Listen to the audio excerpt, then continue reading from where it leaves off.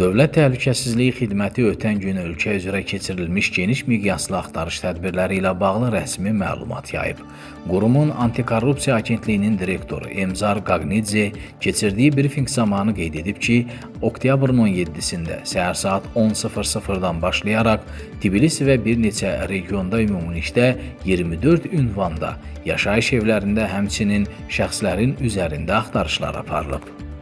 Axtarışlar sabiq baş nazir İrakli Qarabaşvili, Dövlət Təhlükəsizlik Xidmətinin keçmiş rəhbəri Qriqol Lilaşvili, keçmiş baş prokuror Otar Partsxaladze, energetika sahəsində tanınan Romeo Mikuatadze, eləcə də Mixail Çoxeli, Vano və Tornike Parkuali, Sandro Lilaşvili və onların ailə üzvlərini əhatə edib.